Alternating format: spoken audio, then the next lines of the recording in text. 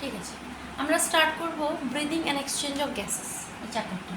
আমরা প্রথমেই জানবো যে breathing and exchange of gases এটা বেসিক কনসেপ্ট কী, মানে পুরো চ্যাপ্টারটাতে কী বলতে চাইছে বেসিক কনসেপ্ট আমরা প্রথমে ফ্লো ডায়াগ্রাম, তারপরে একটু বেসিক ইন্ট্রোডাকশনের মাধ্যমে আমরা জানবো যে জিনিসটা কী বলতে চাইছে। একদম সিম্পল ভাষায় আমরা জানবো। ঠিক আছে, আমরা স্টার্ট করছি। একটু বুঝে নেব। আমি একটা লাংস আঁকার চেষ্টা করছি। ঠিক আছে, এরকম মুখগুলো আঁকলাম। এটা ট্র্যাকিয়া থেকে এটা লাংস দেখছি, আর এটা বাইরের পরিবেশ, অ্যাটমসফিয়ার। ঠিক আছে, অ্যাটমসফিয়ার। এবার অ্যাটমসফিয়ার থেকে আমরা কি নিচ্ছি কি ছাড়ছি। প্রথমত এটা একটা কোয়েশ্চেন যে কী নিচ্ছি কি ছাড়ছি। তো কী নিচ্ছি সেটা অনেকে বলবে যে অক্সিজেন নিচ্ছি আর কার্বন ডাইঅক্সাইড ছাড়ছি, কিন্তু ওটা সঠিক নয়, একদমই ভুল কথা।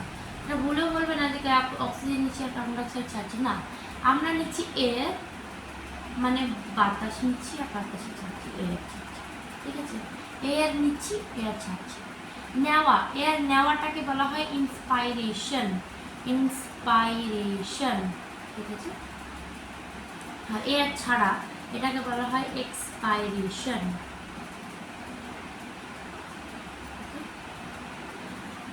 এয়ার নেওয়া, এয়ার ছাড়া।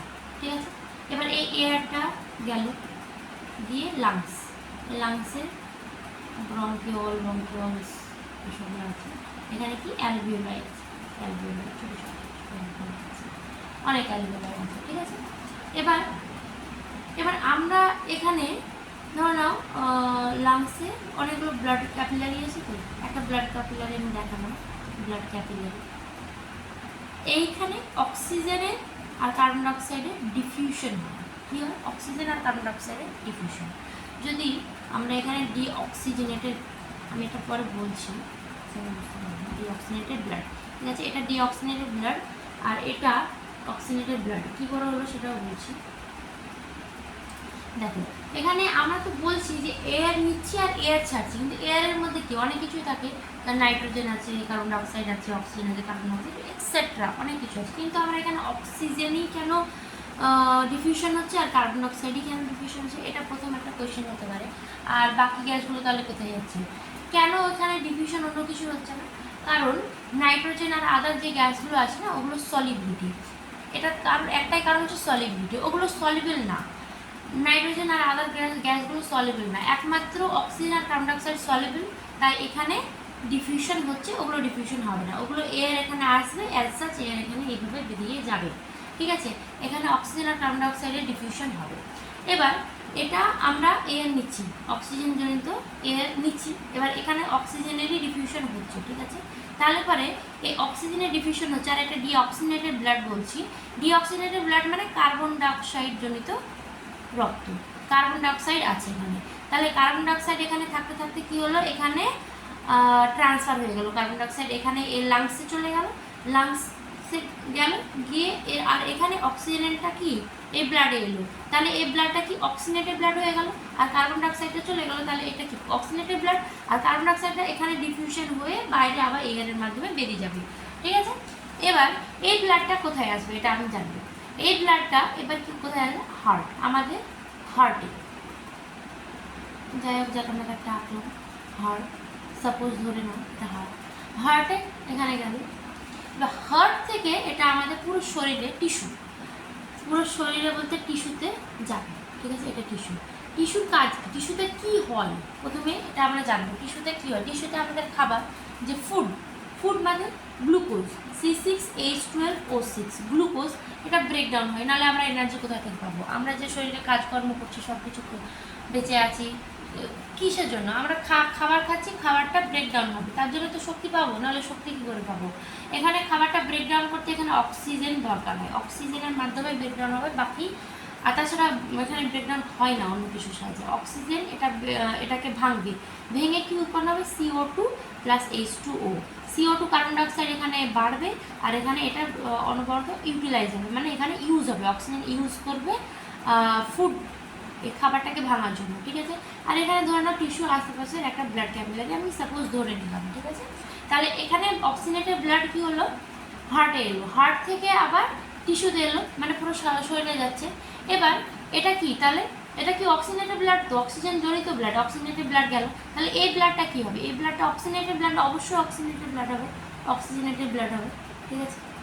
এবার এই অক্সিজেনেটেড ব্লাডে এই অক্সিজেনটা এখানে ডিফিউশন হয়ে যাবে, আর এখানে এই যে টিস্যুতে খাবার ভাঙার কারণে কার্বন ডাইঅক্সাইড উৎপন্ন হচ্ছে, একদম কন্টিনিউয়াস কার্বন ডাইঅক্সাইড উৎপন্ন হচ্ছে। এটা কি হবে, এটা কি, এখানে কার্বন ডাইঅক্সাইড উৎপন্ন হচ্ছে, তার মানে এটার পার্শিয়াল প্রেশার বেশি, এর জন্য এটা high partial pressure to low partial pressure move করবে, এখানে ডিফিউশন হয়ে এই ক্যাপিলারিতে চলে এলো।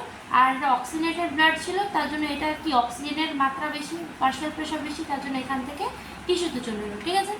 এবার এখানে এটা মাত্রা বেশি হয়ে গেল, কার্বন ডাইঅক্সাইড এখানে এলো, তারপরে এই ব্লাডটা, এবার এই কার্বন ডাইঅক্সাইডের এই ব্লাডটা আবার হার্টে আসবে, হার্ট থেকে এবার আবার কোথায় যাবে, এই লাংসে। এবার বুঝতে পারবে এটা ডিঅক্সিজেনেটেড ব্লাড কেন, কারণ এটা কি কার্বন ডাইঅক্সাইড জনিত ব্লাড এলো, এসে এটা ডিঅক্সিজেনেটেড ব্লাড হয়ে গেল, কার্বন ডাইঅক্সাইড মেশানো আছে।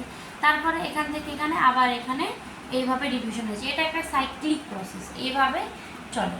এবার এখানে কিছু কিছু জিনিস বোঝার আছে, কি কি, এই যে আমরা ইন্সপাইরেশন করছি আর এক্সপাইরেশন করছি, ঠিক আছে, এটাকে কি বলা হয়, এই যে এয়ার আমরা নিচ্ছি আর এয়ার আমরা বার করছি, এয়ার আমরা নিচ্ছি এয়ার আমরা বার করছি, এটাকে বলা হয় ব্রিদিং অর ভেন্টিলেশন, এটাকে ব্রিদিং অর ভেন্টিলেশন বলা হয়, ঠিক আছে, ব্রিদিং অর ভেন্টিলেশন। ভেন্টিলেশন দেখো বলবে যে কোনো ঘরে যদি বদ্ধ ঘর হয়, সাফোকেশন হয়, অনেকগুলো স্টুডেন্ট বা কেউ কিছু আছে বলবে, তাহলে কি বলে, জানলা দরজা খুলতে বলে না, কেন বলে, মানে বাইরের বাতাস ভেতরে আসবে, ভেতরের বাতাস বাইরে যাবে, মানে কি এক্সচেঞ্জ হবে, মানে কি এয়ার বাইরে যাবে আর আসবে, যাবে আর আসবে, এটাকে কি ভেন্টিলেশন বলা হয়। তাহলে আমাদের শরীরে সেটা কি ব্রিদিং বলছি, ঠিক আছে, ব্রিদিং, এয়ার আসবো আর যাবে, এয়ার নেব আর পাঠাবো, এয়ার নেওয়াটাকে কি বলা হয় ইন্সপাইরেশন, আর এয়ার ছাড়াটাকে বলা হয় এক্সপাইরেশন, ইনহেল করব আর এক্সহাল করব, ঠিক আছে। তাহলে এবার এটা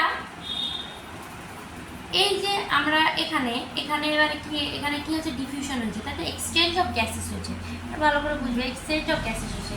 তাহলে এক্সচেঞ্জ অফ গ্যাসেস কার কার মধ্যে হচ্ছে, এটা প্রথমে জানতে হবে, বিটুইন কি লাংস, এটা লাংস অ্যান্ড ডিঅক্সিজেনেটেড ব্লাডের মধ্যে এক্সচেঞ্জ অফ গ্যাসেস হচ্ছে, কিসের মধ্যে, লাংস আর ডিঅক্সিজেনেটেড ব্লাডের মধ্যে এক্সচেঞ্জ হচ্ছে, ঠিক আছে। এটাকে কি বলা হয় বলো তো, external expiration, external respiration, external respiration বলা হয়, ঠিক আছে। এটাকে এক্সটার্নাল রেসপিরেশন কেন বলা হয়, কারণ এটা কি অ্যাটমসফিয়ার লেভেলেই আছে, দেখো এখনো টিস্যুতে বা কোথাও যায়নি, টিস্যু মানে কি কলা, আমাদের শরীরে কোথাও এখনো প্রবেশ করেনি, শরীরে প্রবেশ করেছে লাংস পর্যন্তই, কি অ্যাটমসফিয়ার লেভেলেই আছে, এর জন্য কি এটাকে এক্সটার্নাল রেসপিরেশন বলা হয়। এবার এটা এখানে এই যে এখানে একটা এক্সচেঞ্জ হয়েছে, দেখো এখানে অক্সিজেন আর কার্বন ডাইঅক্সাইড এক্সচেঞ্জ হয়েছে, এখানে যে এক্সচেঞ্জ হয়েছে এটাকে বলা হয় ইন্টারনাল রেসপিরেশন, ইন্টারনাল রেসপিরেশন। এটা কার কার মধ্যে হচ্ছে, বিটুইন কার টিস্যু আর কার মধ্যে হচ্ছে অক্সিজেনেটেড ব্লাড, তাহলে এটা মনে রাখতে হবে, ভেরি ভেরি ইম্পর্টেন্ট, এটা কিন্তু টিস্যু অ্যান্ড অক্সিজেনেটেড ব্লাড এর মধ্যে হচ্ছে, ঠিক আছে। আর এখানে এই যে ব্লাড অক্সিজেনেটেড ব্লাড, তার মধ্যে আবার টিস্যু দিচ্ছে, টিস্যু থেকে আবার ডিঅক্সিজেনেটেড ব্লাড নিচ্ছে, ডিঅক্সিজেনেটেড ব্লাড আবার লাংসে দিচ্ছে, এখানে কি হচ্ছে, ব্লাডে ট্রান্সপোর্টেশন হচ্ছে, এখানে কি ট্রান্সফার হচ্ছে, ব্লাডের ট্রান্সফার হচ্ছে, তাই না, লাংস থেকে টিস্যুতে ট্রান্সফার করছে, আবার টিস্যু থেকে লাংসকে ট্রান্সফার করছে, তাহলে কি হচ্ছে, এখানে ট্রান্সপোর্ট হচ্ছে, ট্রান্সপোর্টেশন এখানে হচ্ছে, ট্রান্সফার হচ্ছে, ঠিক আছে। এটা হচ্ছে বেসিক কনসেপ্ট, এখানে এই চ্যাপ্টারে এটাই আছে, এটা একটা বেসিক কনসেপ্ট, কিভাবে আমরা এয়ার নিচ্ছি, কিভাবে আমরা ব্রিদিং করছি, কিভাবে সেটাকে আমরা শরীরে ইউটিলাইজেশন করছি, মানে কিভাবে আমরা অক্সিজেনকে কাজে লাগাচ্ছি, আবার কার্বন ডাইঅক্সাইড আমাদের শরীর থেকে কীভাবে বেরিয়ে যাচ্ছে, এটা একটা ফ্লো ডায়াগ্রাম বা ফ্লো চার্টের মাধ্যমে আমরা দেখালাম, এটাই পুরো চ্যাপ্টারে এটাই আছে। প্রথমে এটাকে ব্রিদিং বা ভেন্টিলেশন এক্সপ্লেন করা আছে, যেগুলো আমরা পরে ক্লাসে আমরা আলোচনা করব।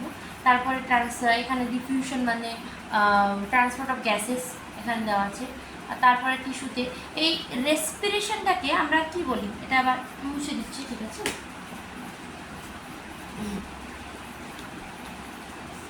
রেসপিরেশন আমরা যদি বলি, রেসপিরেশন এটা হচ্ছে একটা ফিজিওকেমিক্যাল process, physicochemical process, physicochemical process.